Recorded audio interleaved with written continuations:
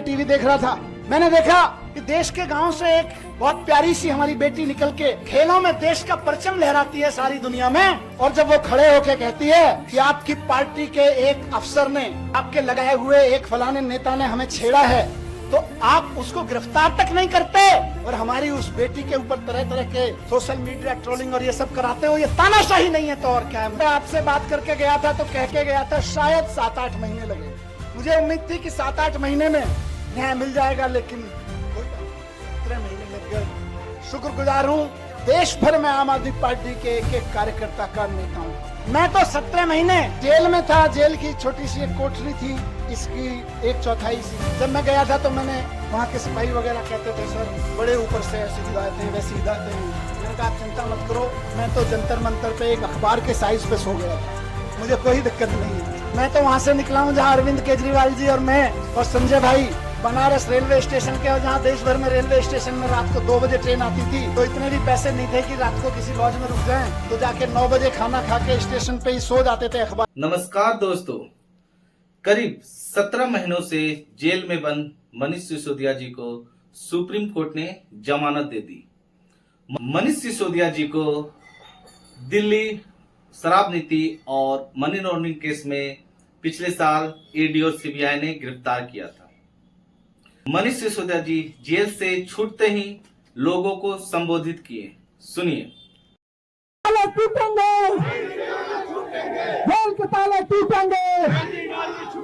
ये संविधान की ताकत है कि हमारे प्रिय नेता, इस देश के लोकप्रिय नेता और इस देश के एक एक बच्चे के लिए शिक्षा पर काम करने वाले नेता अरविंद केजरीवाल जी जल्दी बाहर आएंगे।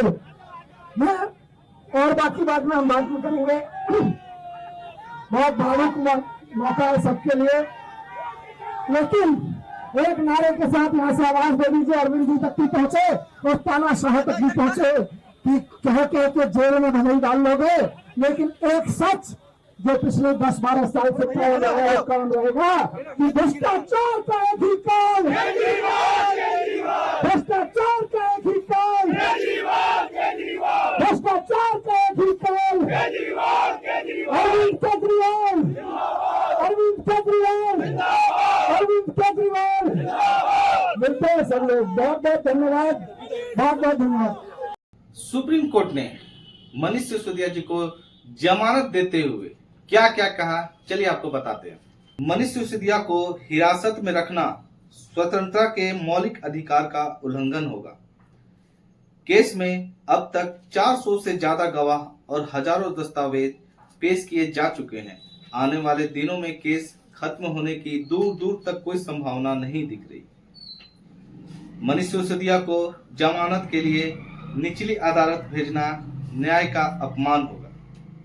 निचली अदालतें और उच्च न्यायालय इस सिद्धांत को समझे कि जमानत नियम है और जेल अपवाद।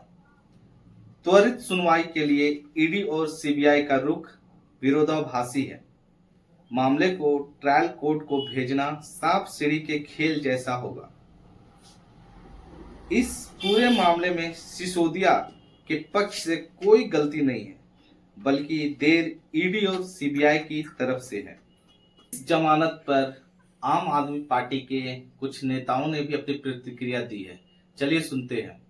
बहुत बड़ी राहत है आम आदमी पार्टी के लिए भी, दिल्ली के लोगों के लिए भी, एक एक कार्यकर्ता के लिए, और खास तौर से अरविंद केजरीवाल और सत्येंद्र जैन जी के लिए भी अब न्याय का रास्ता जल्द ही खुलेगा, मुझे पूरी उम्मीद है।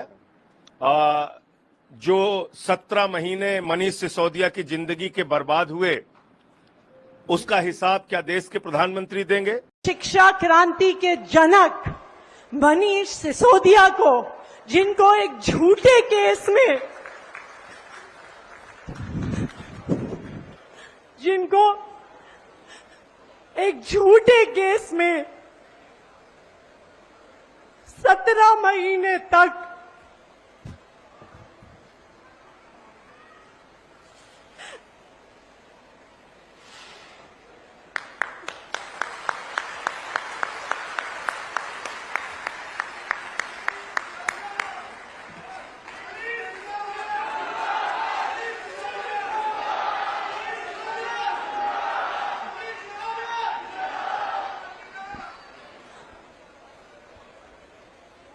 जिन्हें 17 महीने तक एक झूठे केस में फंसाकर जेल में रखा गया। आज का दिन भारत के इतिहास में, भारत की शिक्षा व्यवस्था के इतिहास में जाएगा कि उस शिक्षा क्रांति के जनक की आज बेल हुई। मनीष सिसोदिया जी जेल से रिहा होते ही महात्मा गांधी जी के समाधि स्थल राजघाट में जाकर उन्हें पुष्प अर्पित किए और प्रणाम किए।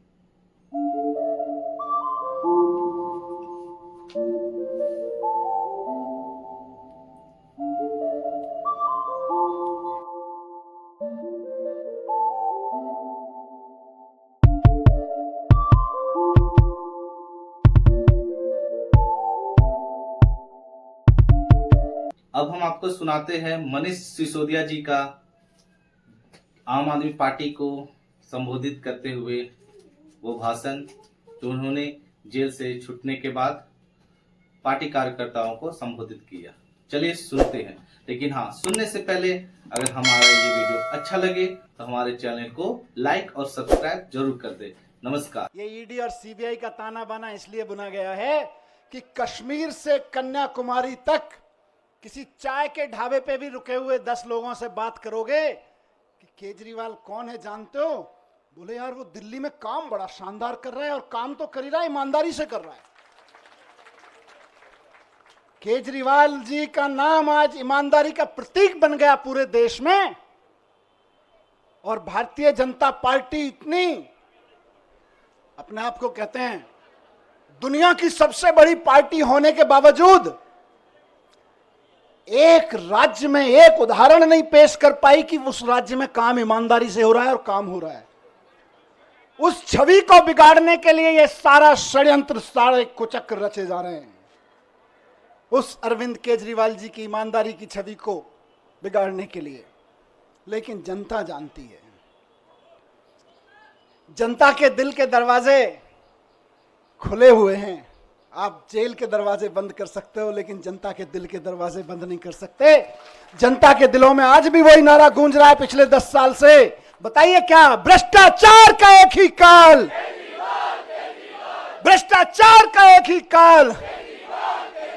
और जिनका जिक्र अभी संजय भाई ने किया कि इधर उधर जितने भ्रष्टाचारी थे सबको इकट्ठा करके भारतीय जनता पार्टी बना ली और भारतीय जनता पार्टी बड़ी पार्टी कर ली, उनको भी कहना चाहता हूं कि आपका काल अभी जेल में है, लेकिन ज्यादा दिन तक जेल में नहीं रख पाओगे, आपका काल बाहर आएगा। 17 महीने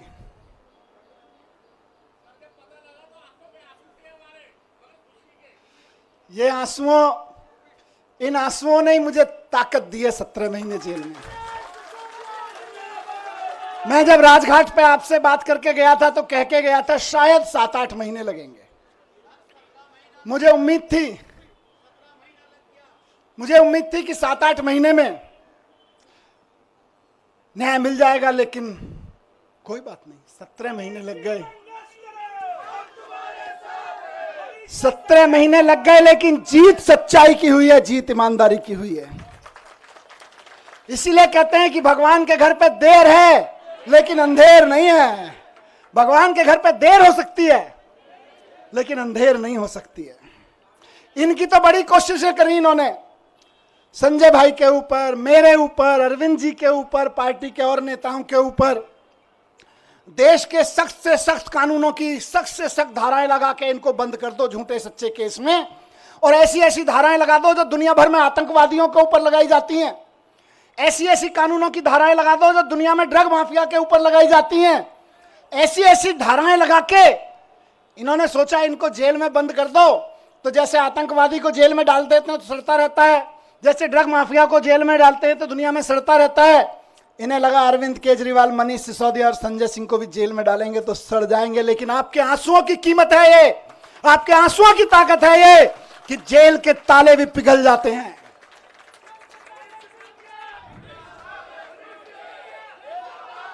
एक ही चीज कहूंगा, कल सुबह मैं बैठा था कि सारी दुनिया की सारी बुरी ताकतें भी इकट्ठी हो जाए ना, तो जो सच्चाई के रास्ते पे चलता है उसका साथ भगवान देता है। उसका साथ भगवान जरूर देता है। और ये आज बजरंगबली की कृपा है कि 17 महीने बाद सही, लेकिन मैं आपके बीच हूं। और अभी गया मैं बजरंगबली के मंदिर में, पंडित जी ने आशीर्वाद दिया। वहां जो पंडित जी मौजूद होते हैं वही बजरंगबली जी के वाणी बोल रहे होते हैं। उन्होंने बजरंगबली जी की वाणी से आशीर्वाद दिया कि विजयी भव, सफल भव।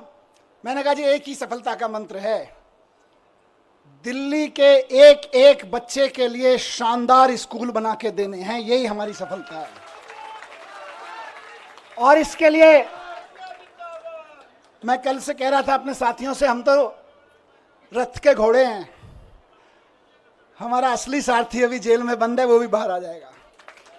फिर उसके बाद हमको तो जहां हकेंगे हम हकेंगे, लेकिन हमारा असली सारथी अभी जेल में बंद है और जेल के ताले टूटेंगे, बहुत जल्दी छूट के आ जाएंगे। बहुत कृपा है अरविंद जी के ऊपर बजरंगबली की। आपको याद है ना, लंबे समय से बहुत सारे लोग साथ हैं, कितने शुगर का पेशेंट होने के बावजूद कितना लंबा लंबा फास्ट किया, केवल बजरंगबली जी की कृपा से। तमाम तरह के आरोप, इतने इतने आरोप लगाए झूठे झूठे, बच गए, निकल के आ गए, केवल अरविंद जी बजरंगबली जी की कृपा से। और मैं समझता हूं भगवान की कृपा, बजरंगबली जी की कृपा हम पर कल हुई बाबा साहब के दिए हुए संविधान की बदौलत।